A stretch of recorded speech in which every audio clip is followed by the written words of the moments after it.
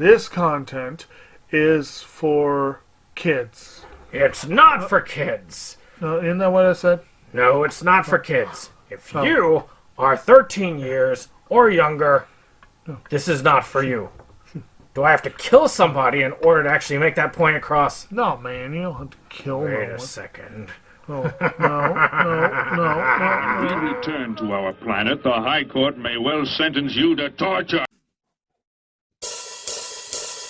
He likes movies, we like movies. Septum Sin versus the world. Septum Sin versus the world. Septum Sin versus the world. Septum Sin versus the world. I'd buy that for $1.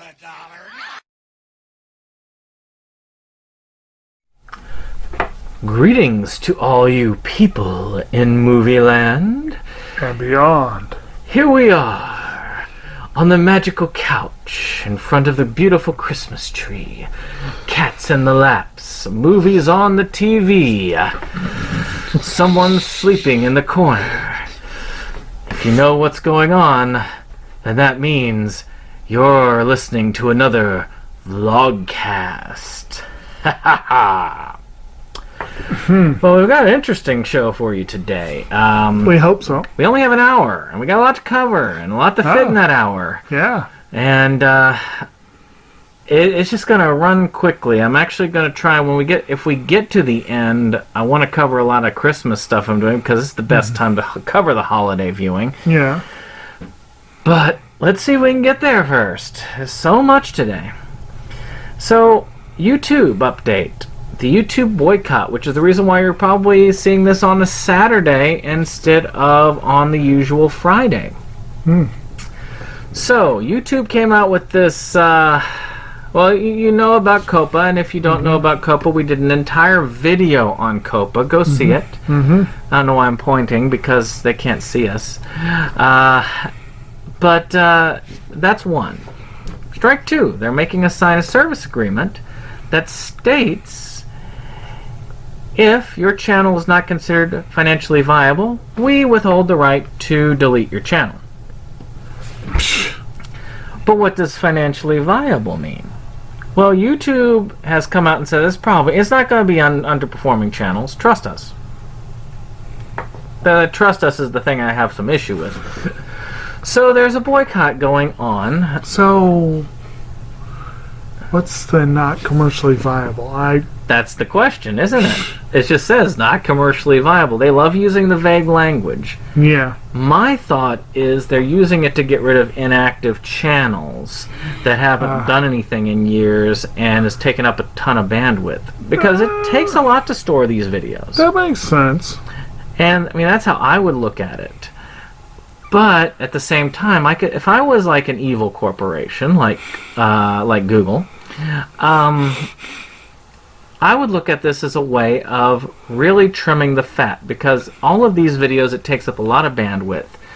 So I would look at it as, okay, well, you've got X amount of time to do X amount of business. If your channel doesn't take off in this time period, your channel's gone. Boom, gone. See ya. Yeah, that's kind of stupid. But, you know, it makes sense from a money-making perspective, because the channels aren't making the money that Google is putting in to store it.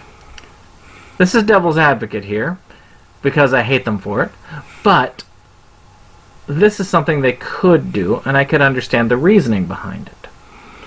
So that's why Tuesday through Friday, there was no YouTube activity on my account.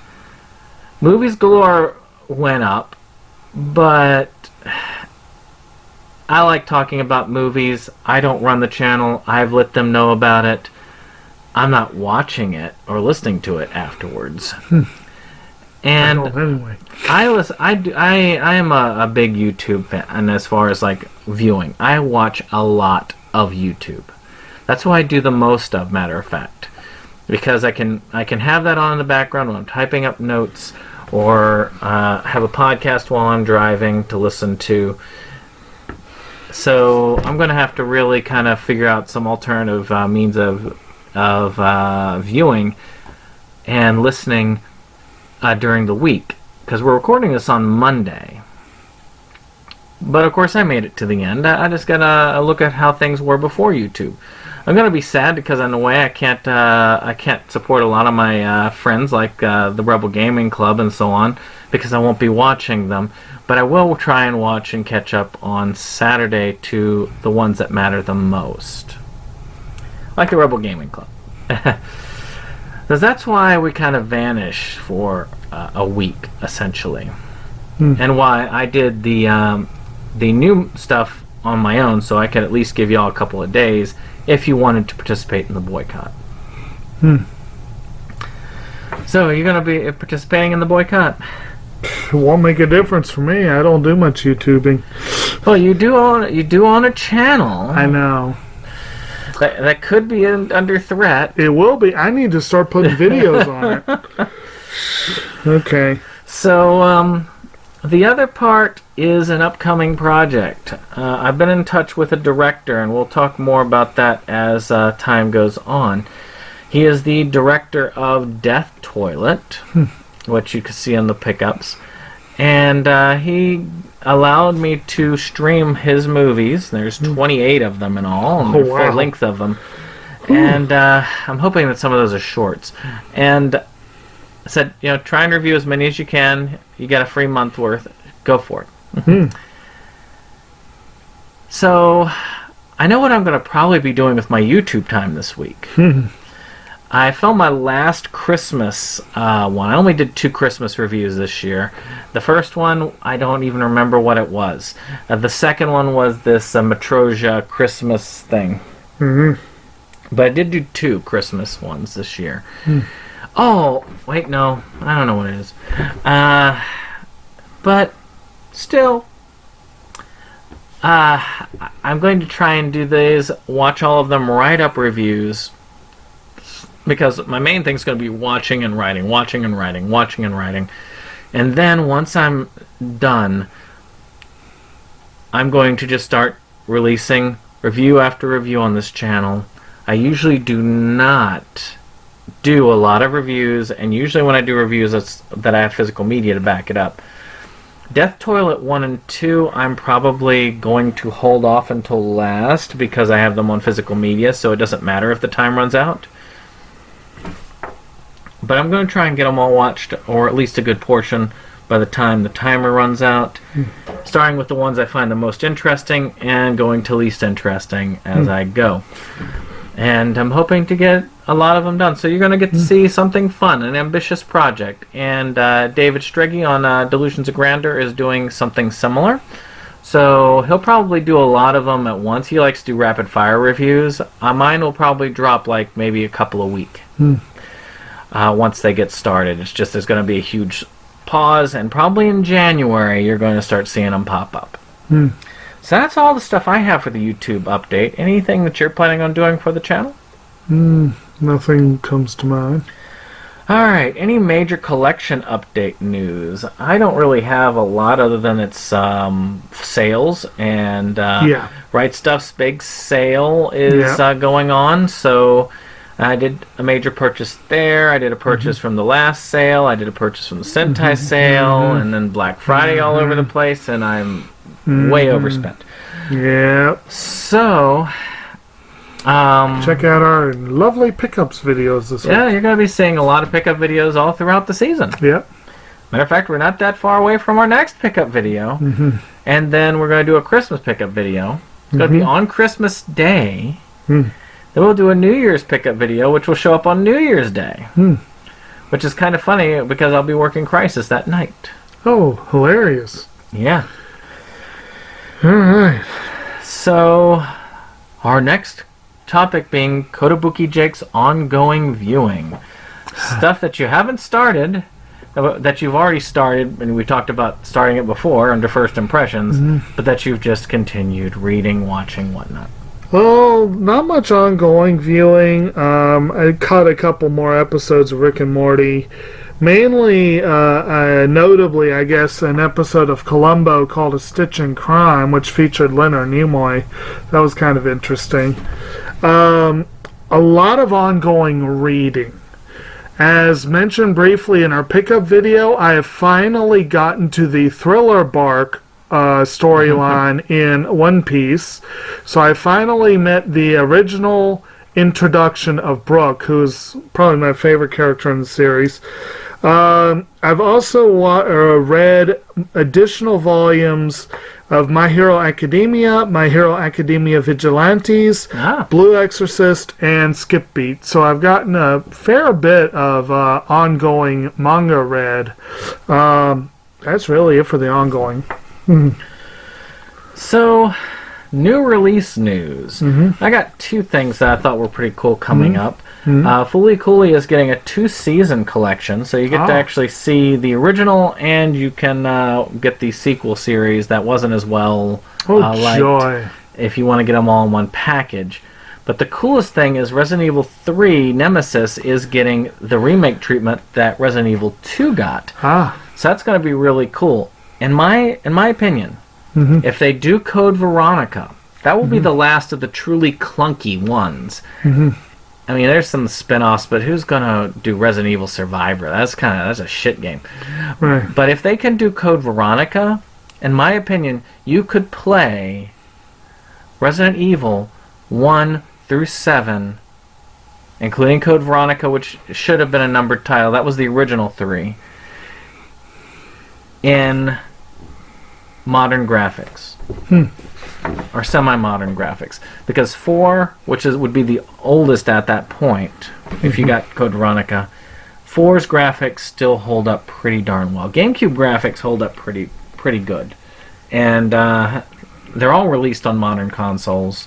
So get rid of the clunkiness of the battle system in Veronica, smooth it out, get some cool stuff in there, make it a little bit less confusing. I think it would. I think that'd be awesome. Cool. All right. So we're on to entertainment. Well, actually, one notable for me is I am pleased that Sentai announced they will indeed be releasing Season 3 of Chihaya Furu.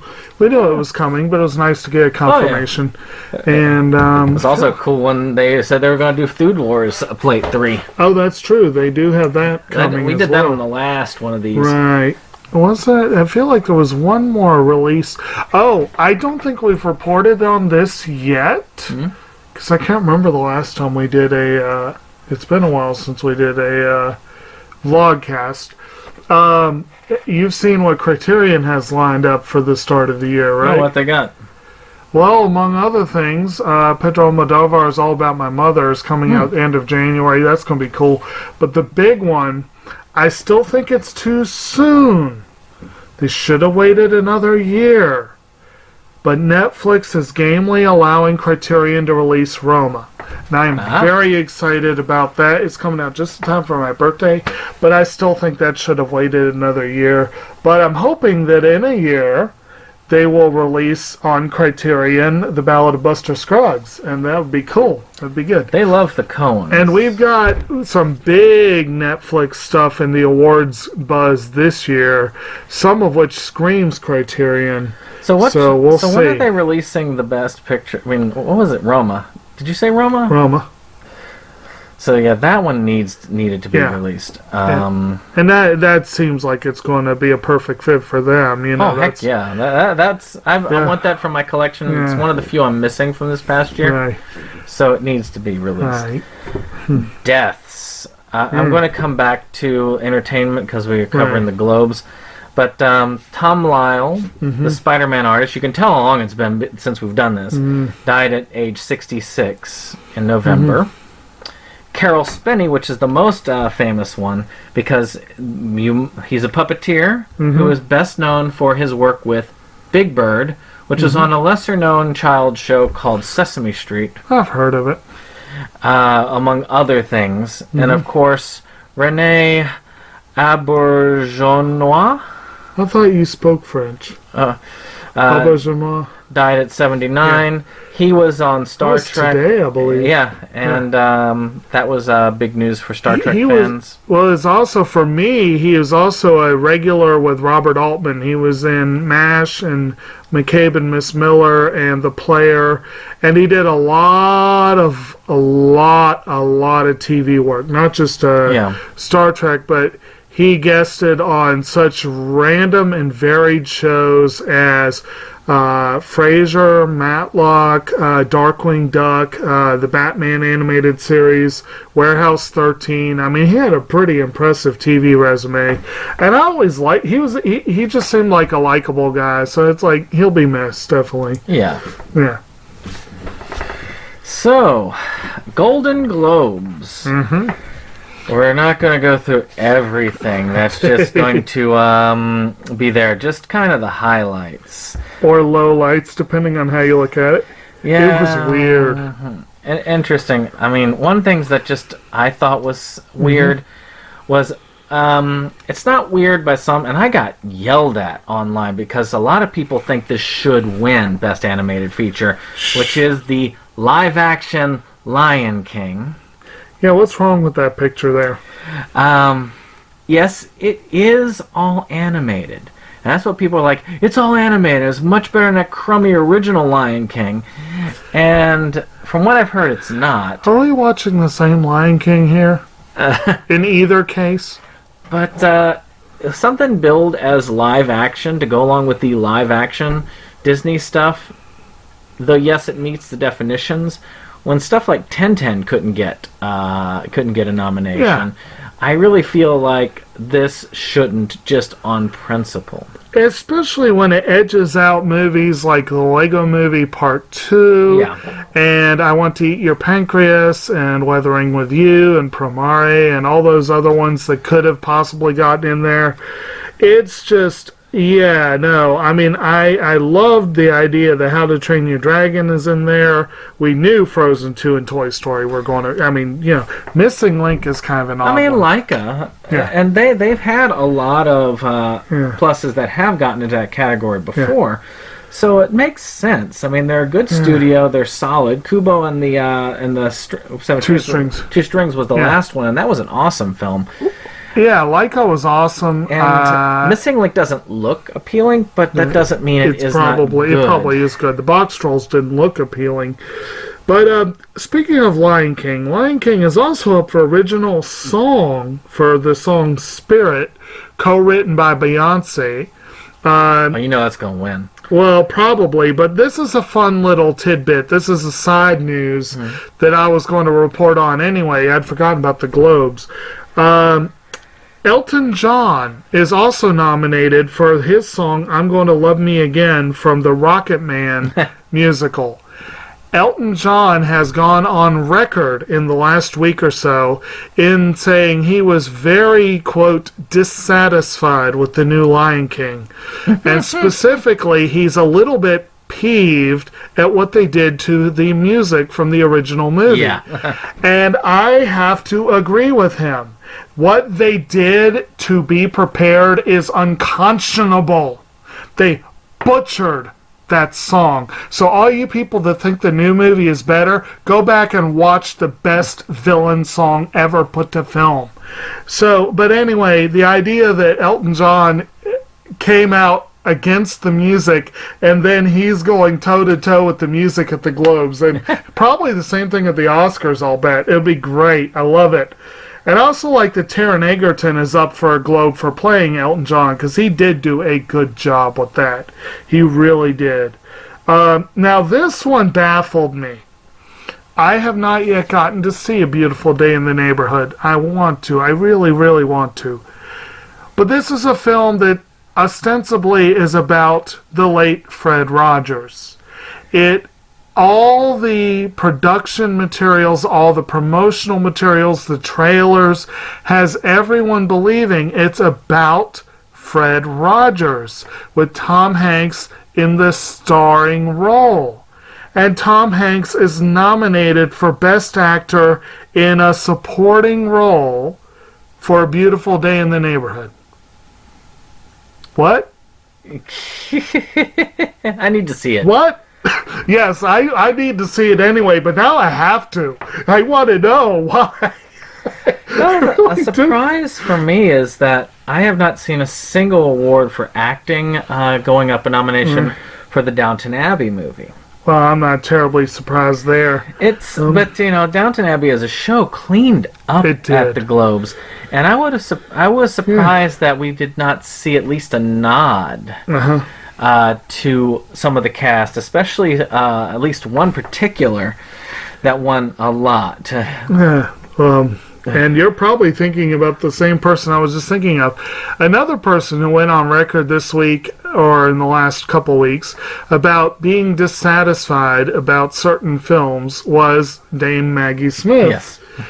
She cited specifically Downton Abbey and Harry Potter as roles that she was not satisfied by.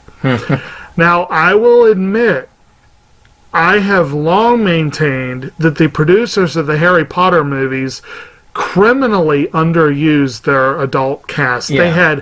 They had a kick-ass adult cast, and Maggie Smith was a brilliant choice for Minerva McGonagall. She was brilliant.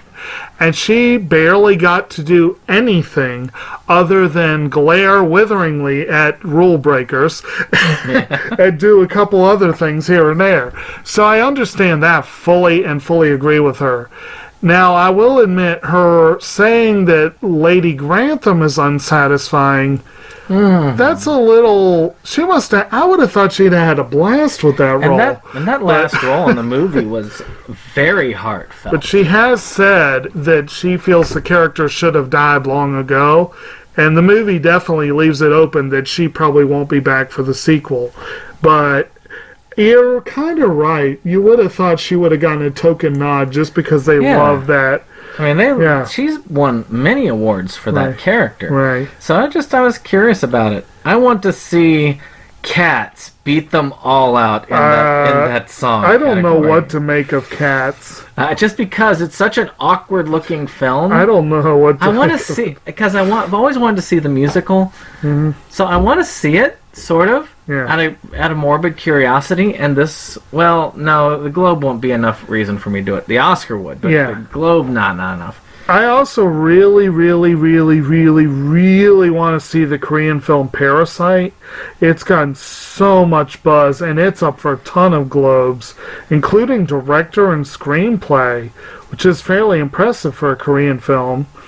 But speaking of that director race, this is interesting. Bong Joon-ho for Parasite, Sam Mendes for 1917, Todd Phillips for Joker, Martin Scorsese for The Irishman, Quentin Tarantino for Once Upon a Time in Hollywood.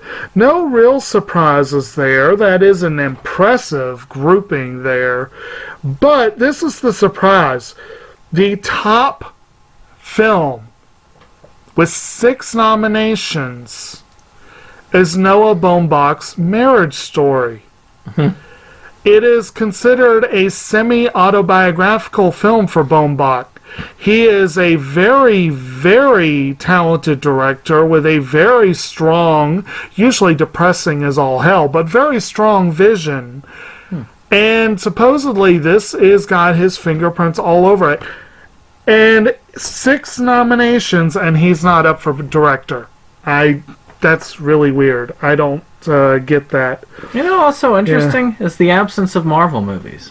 I'm not surprised at all. Well, there. I mean, we had 3. I mean, I'm not Captain surprised. Marvel. I mean, as much as people have given flack, Brie Larson did do some iconic stuff there. Yeah, no, not enough to win. And Spider-Man. Now, Spider-Man: Far From Home, I've heard is kind of. That could have. But Avengers: Endgame. Yeah. Come on, man. Avengers: Endgame of all of them. Maybe Robert Downey Jr. should have gotten some love. And It should definitely be up on the special effects. Well, the Globes don't really do special I'm talking effects. when the Oscars come out. Yeah, but this is the Globes, so But still, I'm surprised that we didn't see anything Marvel on here. Right. But I'm sure that'll change in time to come as they release Marvel show after Marvel show. Right. And the one, we can talk briefly on television, except that I've not seen most of those. I did like the Catch-22's up for a couple things. But the one last thing I wanted to mention with the Globes, other than I like the representation for Knives Out and Jojo Rabbit, and I really want to see them. I want to see and Knives I'm Out, intrigued yeah. that Dolomite Is My Name is up for some stuff. But the one last thing I wanted to mention, and I gotta remember what it was exactly. It was right there. It was right there. I knew Jennifer Lopez did get her nomination for Hustlers that people were thinking she would get. There was one thing. Oh, a bit of news this week. One of the nominees, the brilliant Kathy Bates, is up for supporting actress for the new Clint Eastwood film Richard Jewell.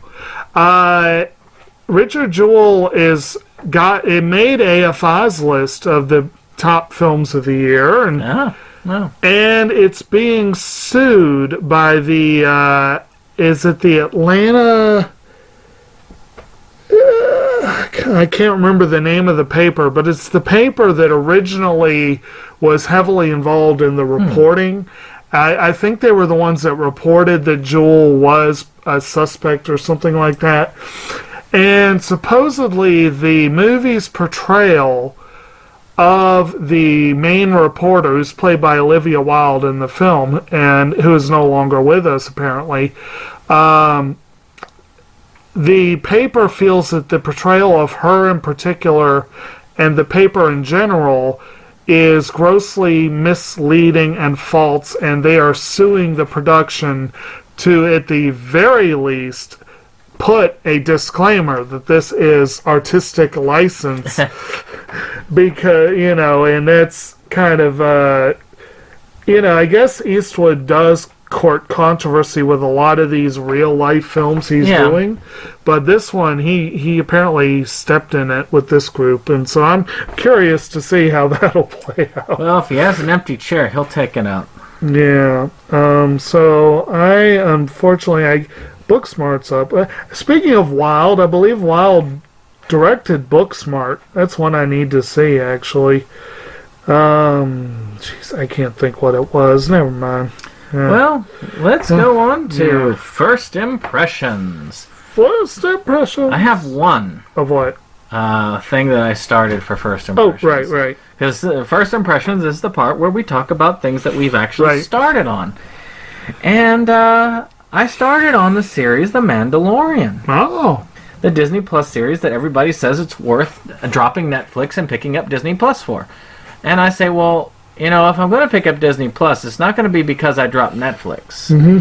It's going to be because I'm there. Because Disney Plus is good, but it only really has one or two types of things. I like horror films, and I do like anime, and both of them are very lacking on Disney Plus. So you add those two in a decent amount, which I doubt you'll do because they don't really want to go above a certain rating mark. Yeah. I'm going to be staying with Netflix for a lot. But The Mandalorian is really good. It's this kind of Western-style show, using the same kind of armor that Boba Fett used, but actually getting to show action with that type of person instead of being knocked into a pit, which was about all Boba Fett did in the Star Wars trilogy. So I actually was quite impressed by it. It's worth a lot of the accolades that it's getting. I've been enjoying it. I really need to catch up to it. I'm a couple episodes behind now, but definitely worth my time. All right. Worth anybody's time. Well, I only have 1, 2 on the First Impressions because it's been so long since we've done this. I managed to finish most of this stuff I started. But I did finally, last night, I finally sat down and started watching Hanasaku Iroha, Losses for Tomorrow. I've gotten a couple episodes in. Originally, when we previewed it, we watched the first episode. So basically, I rewatched an episode and watched one. I had forgotten that it was co-written by Maria Okada, who, of course, directed last year's brilliant Makia, When the Promised Flower Blooms. Hanasako Iroha it's a gorgeous series. Gorgeous. It's a really, really beautiful animation. Great character design, great attention to detail, great attention to backgrounds and foregrounds. Nice music. It gets off to a rough start because there are some very selfish and or kind of nasty individuals. Elhana, the main character, has to deal with incredibly flaky mother. Basically, the gist of it is her mother does the flight in the night with her boy friend, who apparently is a ne'er-do-well who made the debtors unhappy, and the two of them decide to flee. And she's like, Elhana's like talking about, like, well, we could do this and this and this. Her mother's like, what kind of parent leaves in the night with their children? And Ohana looks back at her, what kind of parent doesn't? It's like, but she gets sent to live with her grandmother, who runs a hot springs inn, and is a very cold and forbidding woman who's very into rules and making things, and very, very, very much on the customer is always right. You must do what you can for the customer at all times. And there's a girl her age who's her roommate who's nasty and keeps telling her to die. And then various other characters. It's like I said, it's off to a rough start, but it's just a fun show in some ways. It's really well done. I look forward to finishing. It's one of those shows that made me want to drop it after the first episode when we previewed it. Mm-hmm. And then when I picked it up again, because I'm a stickler for that when I collect the series, so I had to watch it. Mm-hmm. And after the first episode, things started improving, and it's actually become a very good show. Don't let him get on the keyboard. Okay. Because he likes to type. The cat likes to type. No typing for you. So it's a worthwhile series. Yep. So I guess let's go ahead to. Or do you have any more first time? No. So I know you said you've got some stuff you saw in the movies. Da da da da da da. One. Mm-hmm. More than me. Yes. On Thanksgiving Day, my brothers and my mom and I went to go see Joker, and that was a lovely Thanksgiving movie. But it's very interesting. It's very interesting. It's overrated, but it's a very interesting movie. Joaquin Phoenix does do a phenomenal job with the role. He really does sell that particular character. It's a well-made movie. It is not exactly the kind of film I would have expected from the director of the Hangover series, but it really does live in the 70s sort of Scorsese-verse, if you will. It really feels like something Scorsese could have made back in the day. That's totally resembled Taxi Driver. To a degree. But there's a lot, and actually this is something that I found very funny, and no offense to anyone who is from New Jersey. I have been through Newark. And this film is largely filmed in Newark. And once I realized that, I was like, why has no one thought to set Gotham in Newark before? Because I'm sorry, but yes, it absolutely is the personification on Earth of the way Gotham is described. No offense to people from Newark, sorry. But it is a very interesting film, very dark. Very dark. Be ready. We went to Golden Corral after, so that's a good way to lift your spirits. Well, they say that the second one is going to introduce a Batman, but not the Twilight Batman, but another Batman. So it'll be interesting. There's going to be so many Batmans and so many Jokers. Well, because the DC universe they've decided that really we don't want to be a DCU anymore. Right. And I'm probably going to end up spending money to get the Steelbook when it releases, I believe, this month. And because I am getting the Steelbooks of all of the DC movies. And they're kind of going their own ways. They're realizing, well, we're better when we don't synergize, and that everything is in their own separate world that doesn't interact with anything. So a Joker movie where they have a different Batman from the Batman that's in the actual Batman movies there is workable. See, Just like they can cast a different Joker for the Twilight Batman.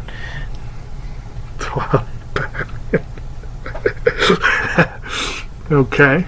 But I'm looking forward to that in a way because it sounds like it's got some pretty cool plot angles. I am kind of sad that we never got to see the Batman movie that Ben Affleck was courting. Right. Matter of fact, courting being the word, because they were going to do a Court of Owls sequenced one, and they were also going to have Deathstroke involved as a villain. That would have been a really cool movie with that version of Batman. Que sera, sera. Que sera, Who knows? Maybe when Justice League's Snyder Cut comes out, and it seems like it's more and more likely that it is, and it's over 3 hours, I've heard. Maybe when that comes out, all the people who are saying the Snyder Cut is a really awesome film, we know it because Zack Snyder's put out nothing but hits in the DCU already. Look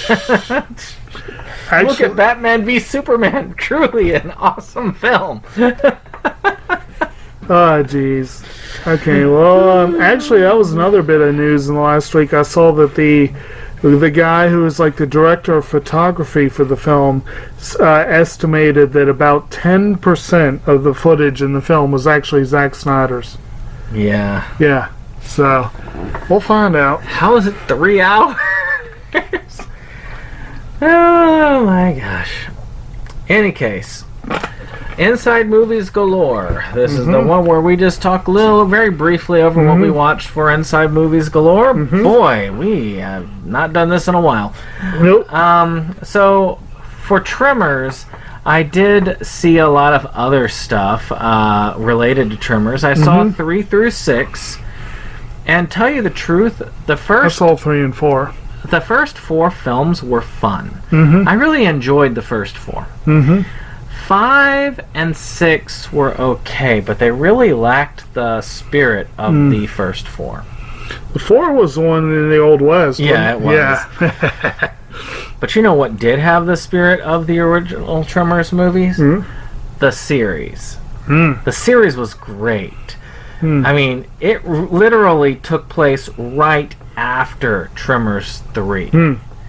With El Blanco. El Blanco made many appearances throughout. And you got to see all these other weird scientific things, and Mixmaster, and Christopher Lloyd was in it. It was awesome. I love the show. It was worth the $5 I paid for it. I need to see it one of these days. It is. It was worth it. It was fun. Cool. Then we watched Terminator. Yep. And that's all I watched to prepare for it. Did you watch all of them? Nope. Not even the second one? I barely had time for the first one. Any additional thoughts on Terminator? No. Then we did a basic Thanksgiving one where we did Thanksgiving 3. I rewatched the first one as well and did a twofer. Thanksgiving is a classic. Well, yeah. Thanksgiving 3, not so much. But I did watch it in preparation. Not the first. If you want to know our thoughts on that, again, check out our Inside Movies Galore stuff. Then we covered the Star Wars Christmas special. On the same basic level of quality that we were just talking about. Or maybe a little higher, actually.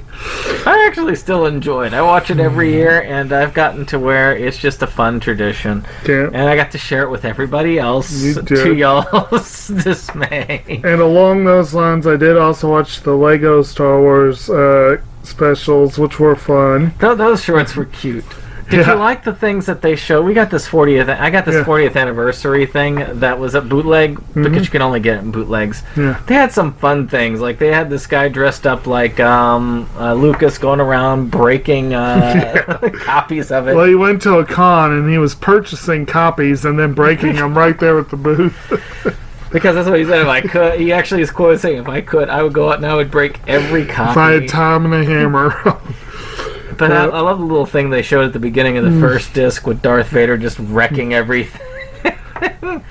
or him spending a day out with young Kylo Ren. Yeah, those were fun. And the last one that I'm going to do that's related to Movies Galore is I was a couple weeks late on this. Technically wasn't preparation for the show, but follow up to our Clerks one. I did rewatch Clerks 2 finally, so that was good times. So, do you feel like it was better than Clerks? No. It actually is more uneven. I thought parts of it were really weak. But I did see that both Kevin Smith and Scott Mosier claim that it's their favorite film that they've done. And I can see how in some ways it would be. There's clearly a nice little sentimentality there, a sort of sense of coming home. But there's also some really lame and flat humor. There's some... The donkey show's interesting. Yeah. So... Last but not least, Santa's Sleigh, which you haven't gotten to just yet. I'll be watching it tonight, probably. You will have gotten to it by the time we get to the show, which has already passed by this point, the time you're hearing this. I know you've seen it before. Oh, yeah. It's a classic. It is. And it's fun. We have some fun ones this month. I mean, we had the Star Wars special. Despite how bad it was still fun to do. I think we had fun with that discussion. I think so. And then Santa's Sleigh is fun. Then we got the classic Silent Night, Deadly Night, which is going to be really cool. That's the second one is the source of that clip I use. Garbage Day. Garbage Day. Oh, God. And that's all we're going to do for December because December we really are going to have trouble with the week of Christmas and the week of New Year's because our on date is New Year's Eve and Christmas Eve. 2 days that are really hard to do filming on. Yeah. Speaking of, I guess we're going to end out with some Christmas viewing. I don't know how much Christmas viewing you've done, but I've done quite a bit. Almost none, actually. Well, once we start going back and forth, you can get into regular viewing, but lead with the Christmas viewing. Actually, I don't think I have any. What, really? Not yet. No. I've been busy. I'm just going to start with I'm going to do 2 off of here because I got so much. Matryoshka's Christmas special. Yeah. Well, it was better than Dorothy the Pig. And it did have Snow Shark at the end, and that was interesting. I'd never seen a shark with Wolverine claws, but this has definitely been something. I did a review. It's coming out Monday. Check it out. Sailor Moon S, the movie. Sort of related.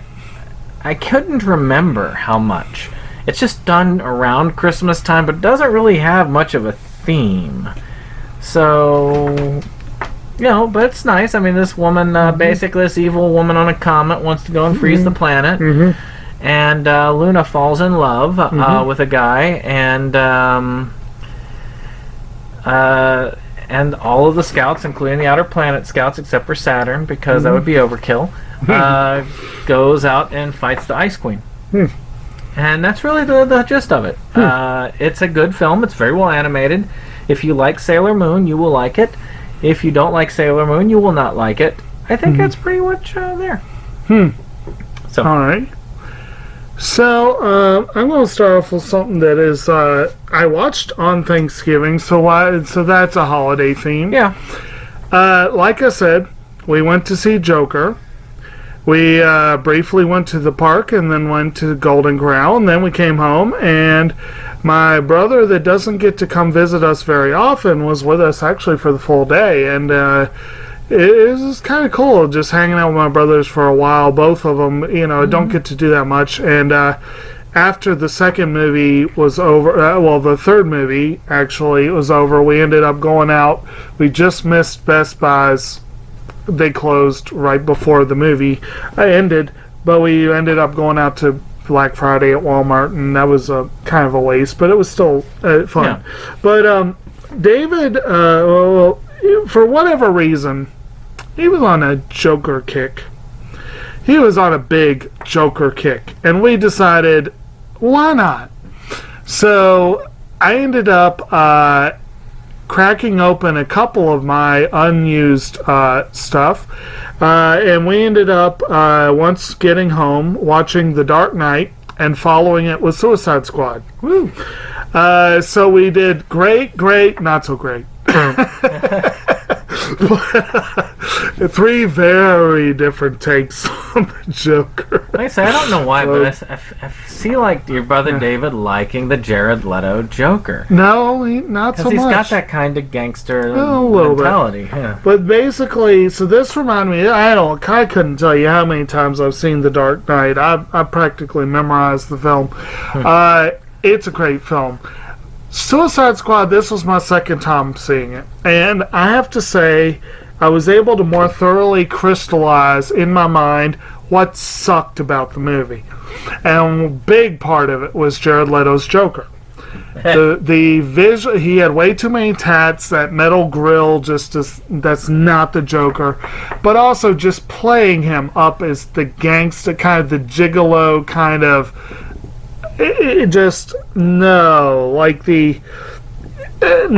it's not the character. It's kind of a stretch to say that Phoenix's character in Joker is really truly the Joker. It really is an origin story. And actually, one thing I want to say, I'm not going to give too much away, but I love how the movie turns the Batman origin on its head in a way. But it was Suicide Squad. It just wasn't the Joker. The way his relationship with Harley, I had issues with the way they presented it. It wasn't totally wrong. It just was not quite there. I still say they got some things right. Margot Robbie was a brilliant Harley Quinn. Viola Davis was perfect for Amanda Waller. I didn't mind Will Smith as... Will Smith was Will Smith. He was not Floyd Lawton. But as a Will Smith character, he made an interesting Deadshot. Yeah. Hernandez, what's his name? Jay Hernandez as El Diablo was spot on perfect. But some of them were not. But the biggest issues, there's two big issues. One, the film looked like it was edited by committee. It was a piss poor editing job. It was one of the worst edited films I've seen in a long time. And two, the screenplay sucked. They could have come up with so many plot lines, and I swear they must have written the stupidest one they could have come up with. It was a horrible screenplay. So they really, those two things were what sank the movie more than anything else. I need to watch the extended one, since I've only seen the theatrical. I've heard the extended one does not fix any of the problems. I've heard the extended Batman v Superman is a step up. But the Suicide Squad, I don't know. But I've heard anyway, the extended Watchmen is definitely a step up. Okay. So I've got two I definitely want to cover, but I'm just going to cover one, get you one, and I'll come back. Okay. Planes, Trains, and Automobiles, because that is a Thanksgiving film. Yes, it is. And it also can be utilized for Christmas, so it kind of goes both ways. It's an excellent film with the late, great John Candy, and of course the not-so-late Steve Martin.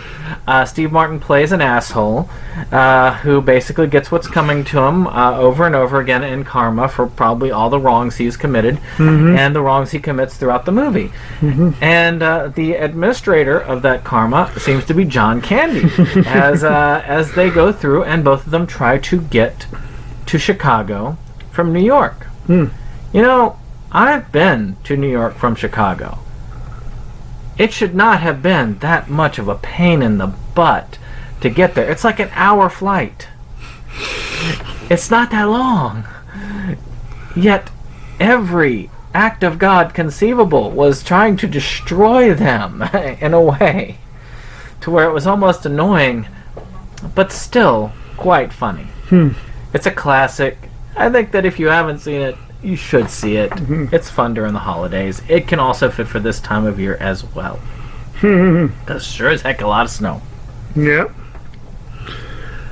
All right. So, I'm going to go next, because there's so much here. I'm going to have to pick and choose. But I'm going to mention a series that we talked about at some length with our pickup video last week, so I'm going to keep it fairly brief.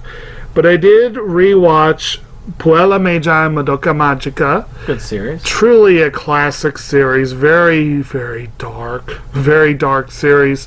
Essentially, you're talking about karma.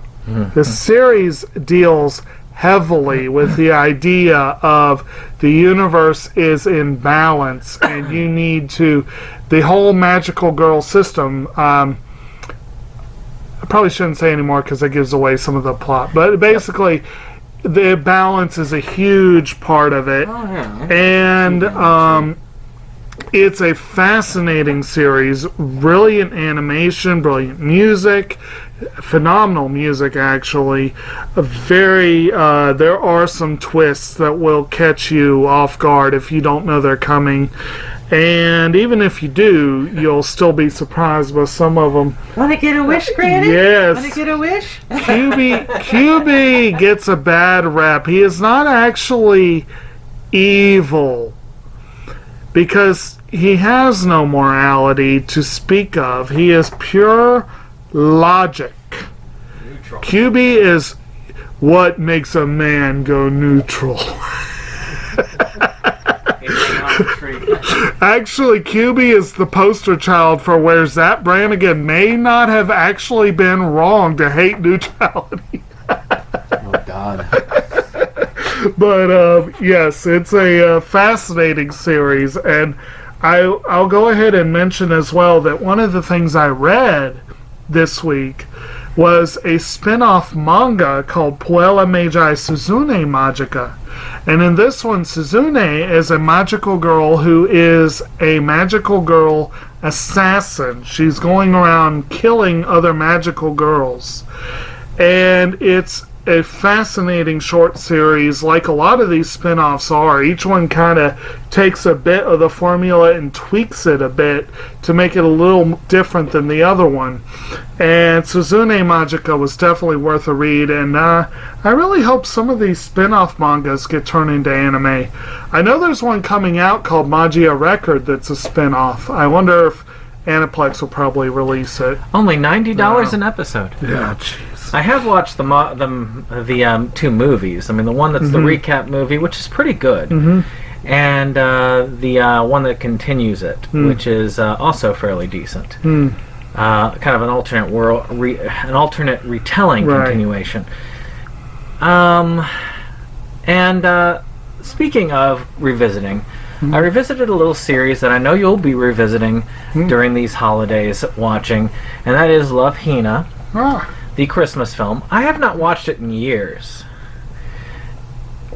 And I have to admit, this is a series that I used to love. But it just has not held up for me over the time period. I don't hate it. I don't even dislike it. But I look at it and I'm like, why did I like this series so much? Because it's about a group of girls who are masochists, most of them. They love to torture, beat, and harm innocent men. That makes them sadists. They're sadists, they're sadists. Yeah. And they have glee in doing this, but they need to fabricate charges to do it. So they get this dupe to come in and be their whipping boy. This dupe is a masochist because he apparently loves being beaten about the head and beaten so hard that he flies headfirst into concrete many times. So he's apparently got some brain injury, which is understandable because he can't get into the college he wants because his brain has been hurt so many times that he just can't study anymore because it's just all the damage they've done. So during this time, he has this relationship with this girl, which, what is that thing like the Beauty and the Beast syndrome? What do they call that? What are the terrorists and the... With Stockholm syndrome? Yes.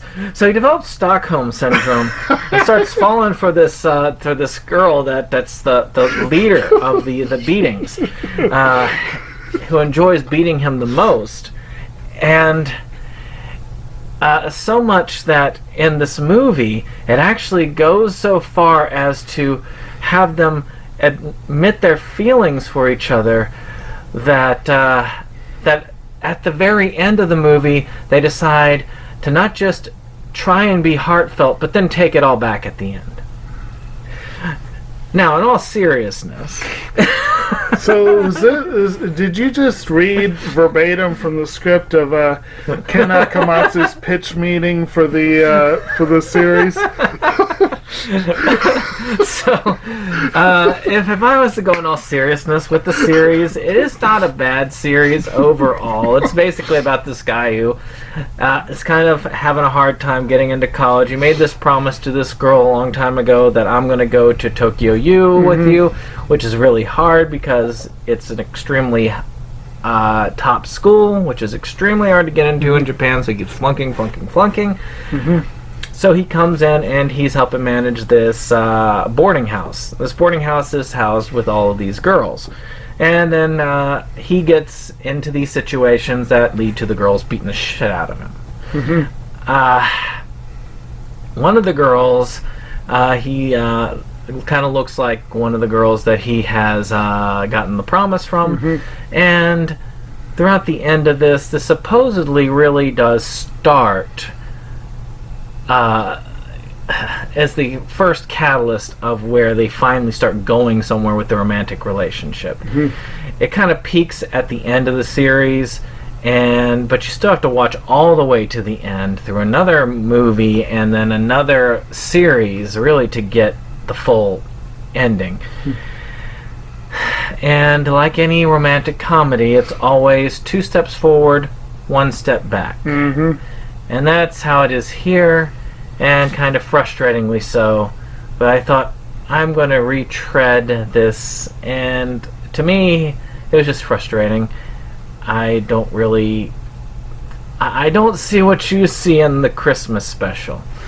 But it hasn't held up as well for me as it did either, but I still like it a lot. So, anyway, I was like, I gotta talk about that before we wrap. We have enough time for one more. Go ahead. Alright, so I'll go ahead and do the last one on my reading list. I got a ton of viewing. I'll have to, next time we go, hopefully get that done. Next week. But my reading, I actually read the new book by John Grisham. It's called The Guardians. And Grisham is a fun author. He writes very accessible, easy to read books. Not as literary as some of the stuff I read, but I'm not saying that in a bad way. It's good to mix it up, and but The Guardians is actually based on a couple of real stories. But he kind of combined them and changed the names, changed the location, and put his own kind of thriller spin on it. But it's an interesting thing. It's about the main character, Cullen Post, is a lawyer, of course, Grisham. But he's also an Episcopal minister, which I thought was kind of cool because I know one. And it was... he burned out of law, became a preacher, got involved in getting a guy exonerated who had been wrongfully accused of murder, and stumbled into his life's mission, which is Guardian Ministries is a very small outfit, 3 employees, and then the first exoneree, kind of works for them as an investigator. And they go around setting people free who were wrongly accused. And the book follows closely a couple of cases, but mainly a case in Florida where a man was accused of killing a lawyer 22 years ago and has been rotting away in a Florida prison since then. And there's drug gangs involved, cartels, that sort of stuff, a corrupt sheriff, all this kind of stuff. And it gets into the thriller mode. It kind of has sort of an anticlimactic feel. It never gets quite as intense as his early thrillers like The Firm or The Client or whatever. They got really intense. His later books have not gotten that intense. I feel like, I don't know, like The Guardians is well written and I love the spin on it. It's a different spin from his other stuff. But at the end I was kind of like, I was expecting more. I don't know. But it's a good one. It's a fun read. If you like his books, you'll probably enjoy it. Actually, you know one thing that I've forgotten about? What's that? Is Ghostbusters. Oh, yeah. The new trailer for the movie dropped. I need to see this. Doesn't have any of the original Ghostbusters in it. No. It really is kind of going off of the Stranger Things feel. It's going to be kid-centric, it looks like, which can be good, can be bad. I don't know. I feel like the movie is not really made for me. It's kind of made for a different crowd, but I'm willing to give it a try. I want to see it. One last thing I meant to mention that I want to mention. I always appreciate when I'm reading, and it's like, oh yeah, I know that place. You know what I mean? And the Guardians actually, he contacts a forensic specialist who is a college professor at VCU. So there's actually a couple scenes that take place at VCU, and I'm like, cool. That's really cool. I like that. But all right, well, that's it. That's our hour is up. So we hope you've enjoyed this lovely vlogcast, which we will be right back with you again at the usual time on Friday the next. And we will see you on the next one. Indeed. Bye. Goodbye.